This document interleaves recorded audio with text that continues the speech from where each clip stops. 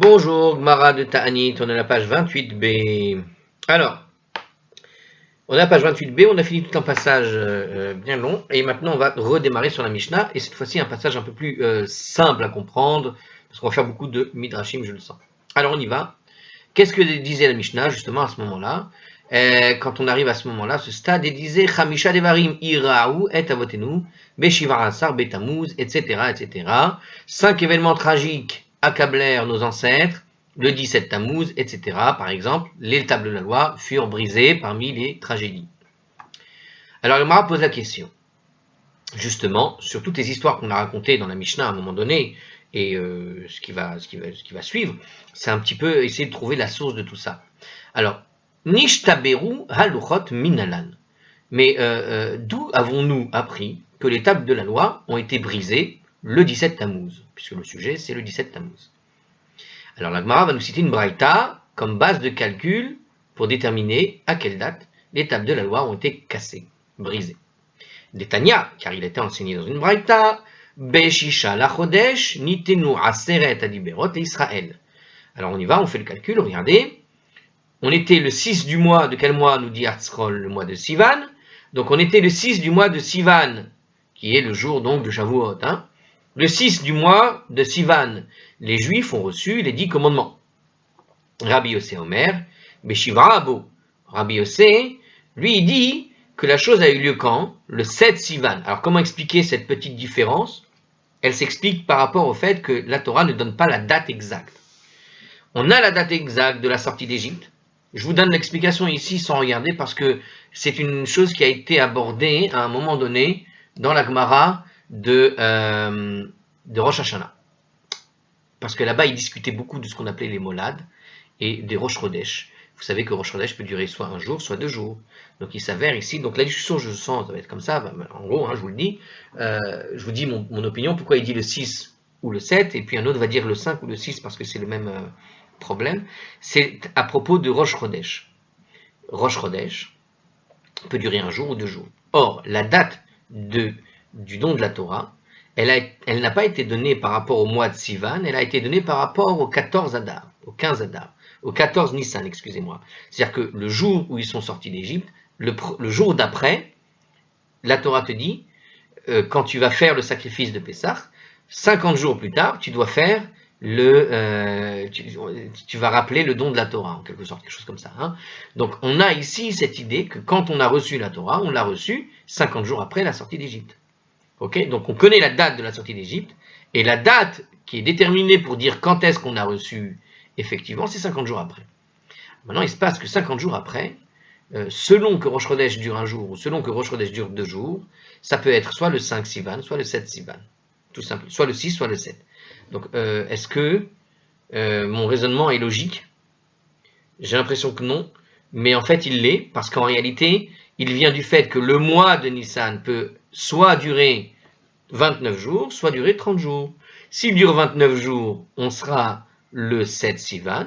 S'il dure 30 jours, on sera le 6 Sivan. Vous avez compris l'idée? Si Rosh Chodesh dure 2 jours, théoriquement, tu repousses les 50 jours arrivent plus tôt. Et si il dure 29 jours, il arrive un peu plus tard, puisqu'on démarre le comptage au 30e jour à partir du premier Sivan, ce qui fait qu'il y a plus de marge pour arriver jusqu'au 7. Et comme il y a 2 jours, il y a 2 Rosh Chodesh entre, il n'y a pas que Sivan, entre Sivan et Nissan, vous avez le mois de Iyar, il me semble. Donc vous allez avoir Rosh Chodesh Iyar et Rosh Chodesh Sivan.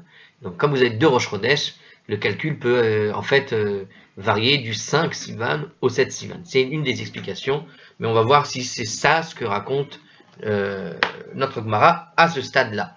Moi, je vous ai donné ce que je me rappelle de Rosh Hashanah. Alors, Gemara va commenter quand même cette différence. Comment ça se fait? On se base sur ça. Comment ça se fait que un va nous dire c'est le 6 et l'autre va nous dire c'est le 7? Allons bon. Pourquoi Rabbi Yossé te dit que c'était le 7?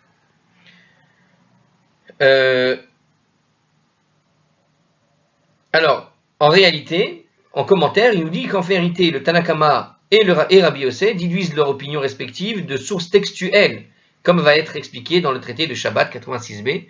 Donc c'est pas du tout rapport avec le calcul que je viens de vous faire, mais ils le déduisent par rapport à ce que dit le texte lui-même. Alors on va voir. Alors qu'est-ce qu'il nous dit? L'Agmara commente cette différence et ce différent entre les deux rabbins, entre le Tanakama et Rabbi Yossé. Man de Amar Beshishan Nitenu. Celui, le Tanakama, qui dit les 10 commandements ont été donnés le 6, Sivan.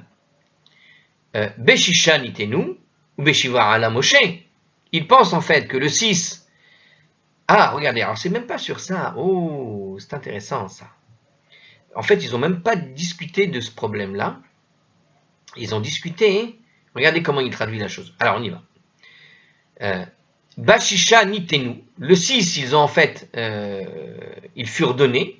Donc, ils ont reçu les 10 commandements le 6, oralement. Hein, c'est le moment où Dieu a parlé au peuple d'Israël. Ou Beshiva ala Moshe. Et le 7, Moshe est monté sur la montagne pour recevoir l'étape de la loi. Vous avez compris? Parce que les 10 commandements, on peut les distinguer en 10 commandements en quelque sorte. Et vous avez les premières 10 commandements qui sont celles qui sont énumérées de manière orale. Dieu parle et le peuple entend. Et même plus que ça, puisque dans le texte de la Torah, si vous regardez le texte des 10 commandements, dans Yitro, on dit qu'ils n'ont pas entendu les paroles, ils ont vu les paroles. C'est-à-dire qu'il y a une voix qui a été comment dirais-je, qui a résonné. Les enfants d'Israël n'ont pas entendu, mais ils ont vu, tellement la voix était forte, ils ont vu la voix, en quelque sorte. Alors, ils ont vu le son des 10 commandements. C'est étrange, mais c'est ce que dit le texte. Alors, en tout cas, le 6 nous dit ici ce commentaire. 1, il pense donc que le 6, celui de Tanakama, qui dit que c'est le 6, Sivan, en fait, le 6, ils ont reçu ces 10 commandements au sens donc oral, hein, en quelque sorte. Et le 7, Moshe est monté sur la montagne pour recevoir l'étape de la loi. Mande Amar Beshivra, alors que Rabbi Yossé, lui, celui qui dit que c'était le 7, en réalité, il le fait comme ça le calcul. Il dit Beshivra Nitenu, le 7, on leur a donné les 10 commandements, et le 7, Moshe est monté sur la montagne, tout simplement. Donc, dans la vie de Rabbi Yossé, il dit que c'est le jour même où ils ont reçu les 10 commandements, il est tout de suite parti, monté sur la montagne, le jour même. Donc, il dit, oralement, ils ont reçu le 6, le lendemain, il s'est levé pour aller monter sur la montagne, donc ils ont reçu les 10 commandements, l'étape de la loi, qui sont aussi les 10 commandements, mais ils les ont reçus à partir du lendemain. Pour Rabbi Yossé, tout ça s'est fait le même jour, ça s'est fait le 7. Voilà. Alors, comment il le déduit? Ils le déduisent tous les deux du même verset. Dirtiv, parce qu'il est écrit Vaïkra el Moshe, Bayom Hashevi, et il convoqua Moïse le 7e jour. Donc, on voit bien ici, il y a un 7e jour de quelque chose. Donc, 7e jour par rapport à quoi? Par rapport au mois. Donc, c'est dans l'Exode, le 24, chapitre 24, verset 16. L'Agmara suppose en fait, selon les opinions du Tanakama et de Rabbi Yossé dans la Braïta, que Moshe est monté sur la montagne le 7 Sivan. Donc, de toute façon, tous les deux pensent, puisqu'il a été convoqué le 7e jour, qu'on est dans un jour qui est donc le 7 Sivan, quoi qu'il arrive pour les deux. Cette hypothèse repose sur le fait que les tables de la loi ont été brisées le 17 Tammuz, ce qui n'est possible que si Moshe, en fait, est monté le 7 Sivan. Donc il faut faire le calcul de la Gemara qu'on va voir un peu plus tard, et qui nous calcule la chose possiblement uniquement si tu es monté le 7. Ce verset, bien que cité dans la Gemara, n'est absolument pas une preuve absolue, nous dit, alors j'ai rajouté absolument, mais je répète, donc ce verset qui est cité dans la Gemara n'est pas une preuve absolue du fait que Moshe est monté en fait sur la montagne le 7 Sivan, parce que selon d'autres opinions, il fait allusion à un autre événement qui a eu lieu non pas le 7 Sivan, mais le 7e jour après le don des 10 commandements. Voilà. Donc il s'est passé autre chose. C'est le 7e jour, quelque chose après autre chose. Donc ça ne fait pas du tout l'unanimité, nous dit Rashi, et il le dit par rapport à la page de Yoma, à la page 4a et à la page 4a, 4b. Voilà, vous avez la page 4a et b, là-bas, et Rashi va expliquer un peu toute cette histoire. On en reparle là-bas. Donc on continue, et de plus, nous dit le commentaire, et il est écrit aussi, Urtiv, et il est aussi écrit dans l'Exode, chapitre 24, verset 18, Vayavo Moshe betoche Anan, Vaya'al et Tahar, Vayehi Moshe, Be'ar Arbaim Yom Ve'arbaim Laila. Et Moshe pénétra au cœur de la nuée, il gravit la montagne, et Moshe fut sur la montagne 40 jours et 40 nuits. D'accord? Donc voilà que Moshe a gravi la montagne le 7 Sivan, donc comme on vient de le voir dans le calcul proposé par Tanakama et Rabbi Yossé, dans leur esprit, on a vu que le 7e jour dont on parle, c'est par rapport au don de la Torah, d'accord? En tout cas par rapport à Sivan, pour lui, c'est l'événement de Sivan, puisque Moshe a gravi la montagne le 7 Sivan, comme on l'a vu, donc, il est clair qu'il y est resté, Esrim Ve'arba, des Sivan, le 24, les 24 alors voilà, le calcul, il est comme ça, donc il nous dit, puisqu'il est resté 40 jours et 40 nuits, regardez le calcul, il se fait comme ça, 24 derniers jours de Sivan, puis 16 premiers jours de Tammuz, d'accord? Et Haïsrim Ve'arba des Sivan, Ve'shitsar des Tammuz, on est en araméen ici, Shitsar 16, d'ailleurs ça ressemble un petit peu, Shitsar, 16. Bon, alors en tout cas, le 24 dernier jour de Sivan, alors il nous dit ici, cette année-là, Sivan fut un... Ah voilà, on a l'explication ici, sinon on avait ce problème, comme je vous l'ai dit. Il le dit ici, regardez dans le commentaire, cette année-là de Sivan, le mois de Sivan était un mois plein. Ça veut dire qu'il durera 30 jours, nous dit Rashi.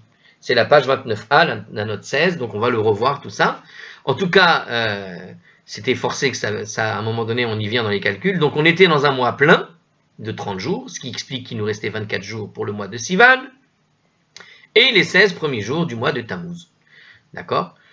Malou Lehu Arbein, ça nous complète un total de 40 jours.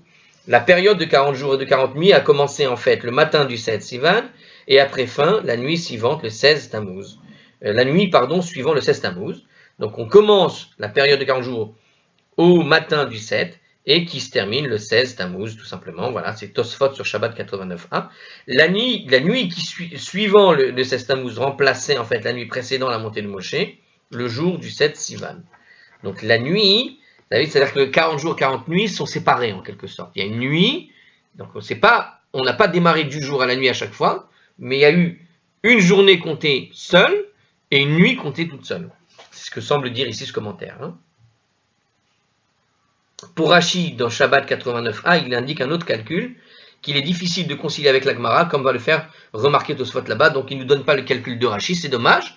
Ils ont du mal à le faire concilier. J'aurais bien tenté ma chance, mais je ne vais pas prendre la Gemara de Shabbat maintenant pour aller consulter le calcul de Rashi. Alors, il nous dit ici donc, ce calcul qu'il fait, c'est le 24 dernier jour de Sivan et les 16 jours de Tammuz. On a vu le calcul ici pour Rashi, on est dans un mois plein, donc c'est 30 jours que durait le mois de Sivan à cette époque, et ça complète donc au total nos 40 jours pour arriver au 17 Tammuz. Alors il nous dit ensuite, Beshiv sar betamuz nachit ata vetavrinhu la luchot. C'est le 17 Tammuz que Moshe est descendu du Sinaï, et il a donc brisé l'étape de la loi. Ortiv, et il est écrit justement dans la Torah là-bas. Moi c'est toujours pareil, c'est l'Exode, la page au chapitre 32, verset 19 cette fois-ci. Et il nous dit Vayehi ka'asher karav el amachane vayar et ha'egel vayashlech miyadav et aluchot vayashber otam tachat ha'ar. Donc, et ce fut alors qu'il s'approchait du campement, il vit le veau, entre parenthèses d'or, parce que c'est pas écrit comme ça dans le texte, mais il vit le veau, et il jeta les tables de la loi de ses mains, et les brisa au pied de la montagne. Alors, Vayashlech, il les a jetées vraiment de ses mains, ça veut dire elles sont parties de ses mains, comme je l'ai expliqué ailleurs, d'après un midrash. En tout cas, traduit comme ça ici, il te dit qu'il a jeté les tables de la loi de ses mains. Alors, voilà, ça c'était la première histoire des catastrophes qui se sont déroulées le 17 Tammuz. Autre tragédie qu'on a citée, là-bas, on avait dit Batal Atamid. Dans la Mishnah, on avait 5 tragédies. Une des tragédies, c'était le Batal Atamid, le sacrifice du Tamid a cessé d'être offert. Alors maintenant, on va voir de quoi on parle. La Gemara indique, comme la Mishnah apprend que cela se produisit le 17 Tammuz, Gemara. En fait, c'est une tradition de nos pères. D'où est-ce qu'on sait, finalement, que le Tamid a cessé le 17 Tammuz? Eh bien, on l'apprend de la Gemara. Alors, Gemara veut dire tradition, ça veut dire qu'on l'apprend d'une tradition particulière. Voilà, on le sait d'une tradition, que c'est le 17 Tammuz qu'a cessé le Tamid, et c'est tout ce que nous dit l'Agmara, il n'y a pas de commentaire. Et l'Agmara, la réponse de l'Agmara, c'est de dire c'est l'Agmara. C'est une tradition, tout simplement, voilà. Il y a des choses qu'on sait parce qu'on l'a appris de père en fils, de génération en génération. Bon, mais on ne donne pas les circonstances de l'histoire. Juste, on sait que c'était pendant, bon, évidemment, la conquête, peut-être des Babyloniens au début, là, voilà, ou peut-être un peu avant, ou je ne sais pas quand, mais en gros, on sait que c'était le 17 Tammuz que ça s'est déroulé. Autre tragédie, la troisième, dont on avait cité là-bas, dans la Mishnah, on avait parlé, évidemment, de la brèche des murs d'enceinte. Alors, il pose la question. Une brèche a-t-elle vraiment été ouverte dans le mur d'enceinte de la ville le 17 Tammuz? Est-ce que c'est vraiment ce jour-là que la brèche a eu lieu dans la grande enceinte de la ville? D'accord, c'est une question qui est posée. Alors, réponse de la Gemara, on y va donc. Va chodesh hashevi'i betish'a lechodesh, va yechezak hara'av ba'ir ve'aketiv. Et il a été écrit, et pourtant il est écrit justement, donc on a un passage qui explique comment se sont déroulées les choses. Alors ça vient de Jérémie au chapitre 52, verset 6, dans le livre de Jérémie, et il dit comme ça là-bas, dans le 4e mois, alors le 4e mois c'est Tammuz, si on fait le calcul depuis Nissan, hein, donc on compte les années à partir de Nissan, l'année des rois, comme on les appelle, le 4e mois de l'année, c'est donc Tammuz. Le 9e jour du mois, la famine dans la ville devint sévère. Urtiv battrait, et il est immédiatement écrit après, dans ce texte-là, on est donc au 4e jour du mois, le 9e jour, et dans le texte en direct du journaliste Jérémie qui était présent à l'époque, il dit immédiatement après, dans le verset qui est juste après, il est écrit Vativaka ahir, etc., etc., une brèche fut pratiquée dans la ville, etc. Donc ça implique normalement que la brèche a eu lieu donc a priori le 9 Tammuz, et pas le 17, d'après le texte de Jérémie. Jérémie te décrit une situation chaotique au niveau des habitants, et juste après, il t'explique que la brèche, on a l'impression que c'est le même jour, a eu lieu, donc la brèche, le 9 Tammuz, le même jour où il était en train de décrire ce qui se passait dans la ville. Donc a priori, il n'y a pas de raison de penser que ça s'est déroulé le 17. Alors comment résoudre ce problème? L'Agmara résout la contradiction apparente, très simplement, il nous dit comme ça, Amar Rava Adi, la Kashia, il n'y a pas de difficulté. Kan Barishona, dans Jérémie, là-bas, c'est une allusion à propos du premier temple. Jérémie parle d'une situation dans le premier temple. Ici, c'est le premier temple. Kan Bishnia, alors que ici, dans le deuxième, dans notre Mishnah, c'est l'époque du deuxième temple. Alors, je n'ai pas très bien compris ce qu'il dit ici. Il s'agit d'une allusion de l'époque de dans notre Mishnah. Ah! Alors, en fait, il résout la difficulté d'une façon assez étrange. Je n'ai pas très bien saisi. Il semble dire que le premier temple, la brèche qui a eu lieu le 9 Tammuz, dans Jérémie. Alors que la Mishnah, elle fait allusion à la brèche du deuxième temple. Donc en réalité, les deux temples n'ont pas eu la brèche au même moment, de ce que nous dit l'opinion de la Gemara. Ici, les brèches ont lieu à deux temps différents. L'un c'était le 9 Tammuz, l'autre c'était le 17.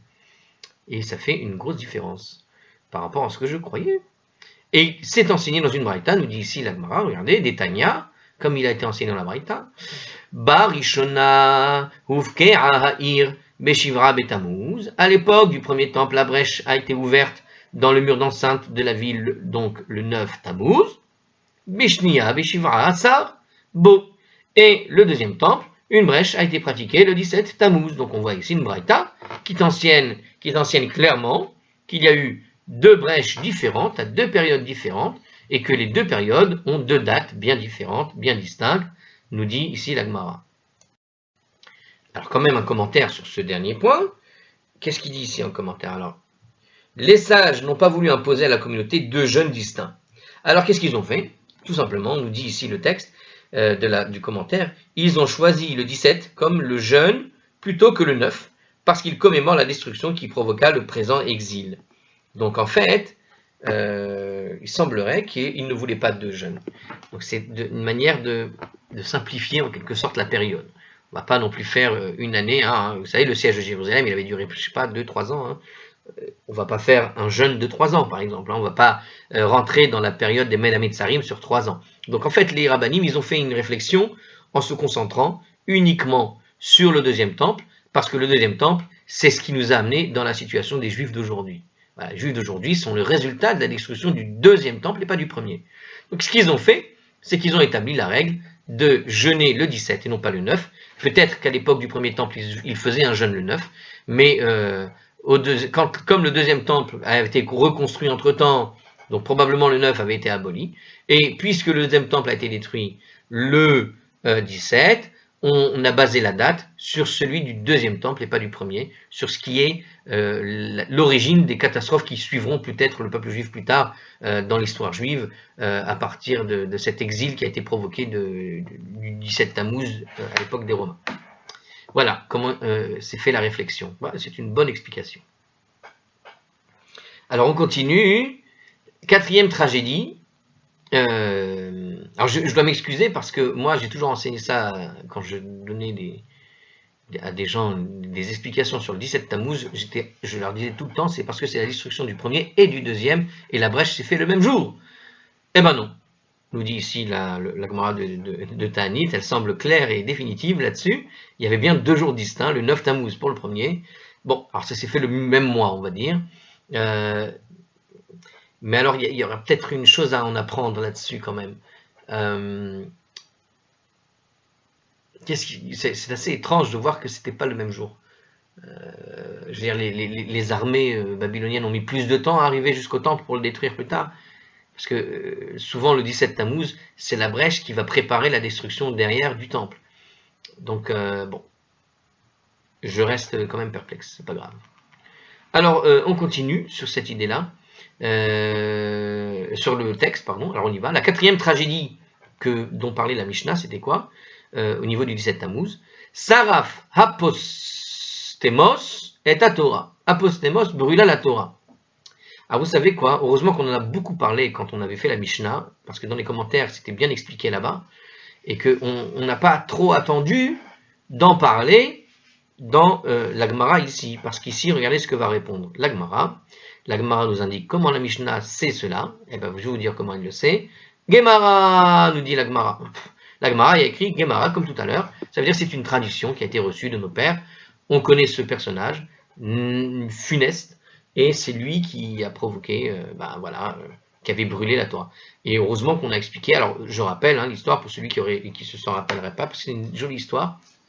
Donc apostomos, alors peut-être pas apostomos, lui on s'en fout, mais de quelle Torah on parle? On parle de la Torah qui avait été soit ramenée par Ezra, et qui avait été une sorte de Torah référence, et c'est pour ça que c'était une grosse catastrophe, soit de tous les rouleaux de Sefer Torah qui avaient été attrapés par cet apostomos, et donc ça a été une catastrophe parce qu'ils ont détruit, on va dire, la mémoire vive du peuple juif à travers la Torah. Tous les Sefer Torah qu'il trouvait sous sa main, il les brûlait. Donc vous avez ces deux notions-là. Soit un Sefer Torah qui était particulièrement attachant puisqu'il était le Sefer référence, le livre référence, d'accord, pour toute faute, pour tout corriger, n'importe qui, n'importe quoi, quand il y avait un problème, on allait le voir celui-là et pas un autre.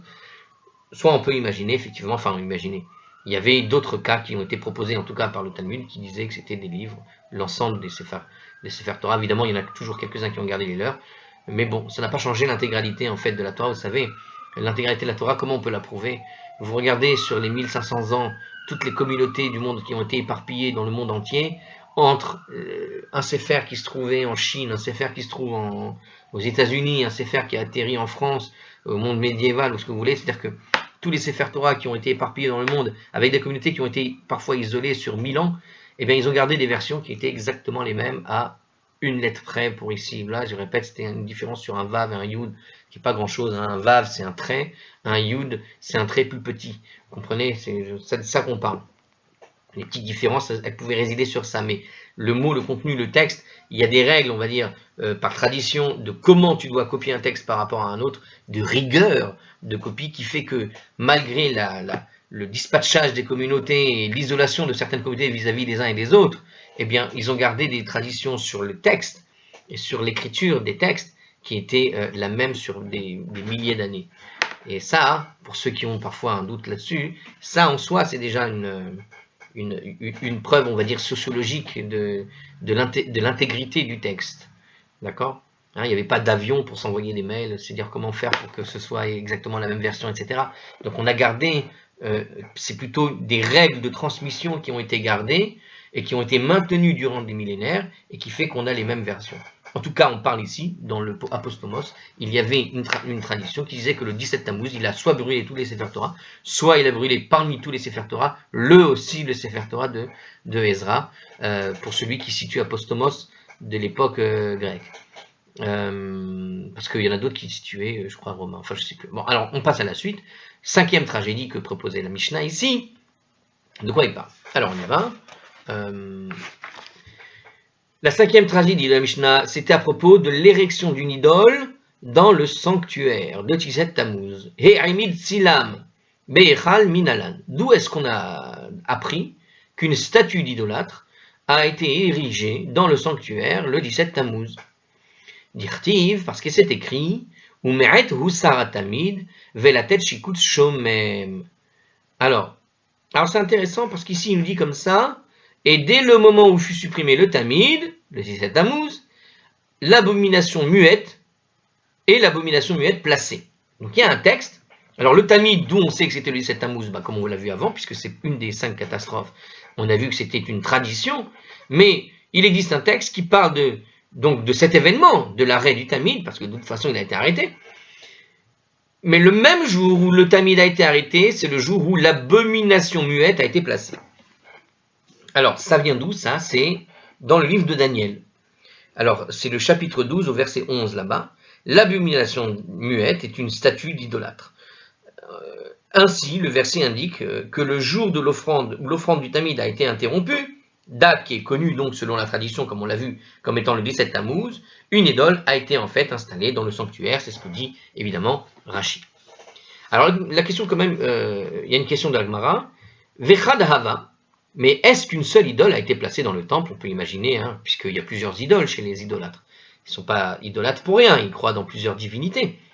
Ils ont installé qu'une seule statue, vraiment. Bon, je ne sais pas pourquoi il fait attention à ce détail ici. Alors, Ve'ertiv, et il est écrit là-bas, Ve'al kenaf shikutsim mishomem. Meshomem. Et pourtant, il est écrit, justement, donc c'est toujours là-bas, et en hauteur seront les abominations muettes. D'où il ressort qu'il y avait au moins 2 idoles, puisqu'il y avait une en dessous et une au-dessus. En hauteur seront les abominations muettes. Ah bon, il y avait des abominations qui n'étaient pas muettes. Alors c'est dans le livre de Daniel, en fait, il y avait le chapitre 9, 27, donc on a cité 2 versets, on ne les a pas lus exactement entièrement, mais on a cité des passages de ces versets chapitre 9, 27 et chapitre 12, 11. D'accord? Donc, il semble nous dire ici qu'il y avait plusieurs idoles en réalité. Ça, vous savez quoi, cette idée d'idole en hauteur, ça ressemble au totem indien. Vous voyez ce que je veux dire? Vous savez, le totem comme ça, avec une idole, une deuxième tête, une troisième tête, vous avez plusieurs têtes qui se chevauchent les unes sur les autres. Donc j'ai l'impression qu'il décrit une sorte de monument bizarre avec des espèces de statues qui se mettent les unes sur les autres. Alors, la Gemara va lever la contradiction, donc est-ce qu'il y en avait qu'une ou il y avait plusieurs? Or, le texte de Daniel au chapitre 12 semble dire qu'il n'y en avait qu'une seule. Et là, ils disent les abominations du maître étaient en hauteur. Donc il y en avait plusieurs. Alors je viens de vous résoudre la contradiction, je ne sais pas si c'est ça, mais ça pourrait être ça en fait. Ça pourrait être une idole avec des idoles placées les unes vraiment au-dessus des autres comme un totem. Mais je crois que ce n'est pas ce qu'ils ont proposé ici. Ils ne connaissaient pas les Indiens à l'époque. Amar Rava a dit Tere Havu. En vérité, il y avait en fait 2 idoles que Ménaché avait placées dans le sanctuaire. Donc Ménaché, c'était le fameux roi qui avait mal agi. Donc à la page, on en avait parlé à la page 26b dans la note 5 selon Rashi. Venafal chad al chavre vetavrele l'idée, mais l'une d'elles tomba sur l'autre et lui brisa la main. Et le premier verset, ce qui est cité, ne tient pas compte de l'idole sans main. Donc il y a une des idoles qui s'est cassée, quoi, et il n'y avait plus de main dans une des idoles. Veishtakar, ouais c'est ça. Alors Veishtakar dahava ketiv. Et il a été trouvé écrit le message qui était que voici sur l'idole intacte. Donc il y avait un message dans l'idole qui était intacte. Alors on y va. Ant Savit Lecharouvé Beta. Tu as voulu détruire ma maison en égarant les Juifs avec le culte idolâtre. Yadach Ashlimat Le. Aussi ai-je exercé une vengeance au nom de Dieu et lui ai-je payé le tribut de ta main que j'ai tranché. Donc Ménaché apparemment s'est coupé la main là-dessus. Et il y a un message écrit sur une des deux statues qui lui a transmis le message. C'est bien fait dans ta gueule. Tu as voulu détruire la maison de Dieu par le culte idolâtre, donc, et je t'ai fait payer par le fait de te couper la main. Alors il nous dit ici, la traduction en fait qui a été donnée est une traduction qui est orientée en réalité ici, parce que c'est une traduction qui suit l'explication de Tosfot de la page 28b, une deuxième explication. Tosfot fait plusieurs explications qu'on n'a pas vues ici ensemble. Tosfot fait plusieurs explications qui se trouvent à la page 28b et il suit l'explication, la deuxième explication de Tosfot quand on avait expliqué le texte là-bas peut-être. Non, ça m'étonnerait puisqu'on était dans la page d'avant. D'accord. Dans la page, bah oui, on est à la page 28b. Donc là, on vient de tourner la page, c'est pour ça qu'il dit ça. Mais dans le commentaire de Tosfot, là-bas, il semble faire une traduction qui suit ce commentaire. Donc l'idée de la vengeance de Dieu par le fait de trancher la main, de lui faire payer un tribut en lui tranchant la main. Ok. Et aussi l'idée, évidemment, d'égarer le peuple juif par le culte idolâtre. Détruire la maison veut dire égarer le peuple juif par le culte idolâtre. Tout simplement. Donc c'est comme ça qu'ils ont traduit. Tu as voulu détruire la maison de Dieu en égarant les juifs dans un culte idolâtre. Aussi j'ai exercé une vengeance au nom de Dieu en te tranchant la main. Alors il précise encore dans ce commentaire, le Chida écrit dans son ouvrage, Shem Hagedolim, que de nombreuses erreurs de copistes se sont glissées dans les versions que nous détenons du commentaire de Rashi sur ce verset, sur ce traité. C'est-à-dire que, en fait, dans le traité de Ta'anit, si vous aviez, depuis le début de nos vidéos, pas mal de version 1, version 2, certains disent il a dit ci, il a dit ça. En fait, sur la Gemara elle-même, le copie de la Gemara est plus compliqué que le copie de la Torah. La Torah, il n'y a pas une lettre qui est touchée, mais dans la Gemara, il y a plusieurs qui ont mis plus ou moins des explications dans les machins. Donc, dans les copies, certains mots sont rajoutés des fois, pas d'autres. Donc, il y a plusieurs versions qui donnent plusieurs manières de réfléchir qui existent. Toutes les versions sont bonnes en réalité. Mais sachez qu'il existe plusieurs versions de Gemara, à quelques mots près, pour ci ou ça, quand ils ont copié le Rashi, Tosfot et compagnie. Voilà, je vous dis à la prochaine. On s'arrête pour aujourd'hui pour la page 28b. On est à la page 29a pour la prochaine. A plus.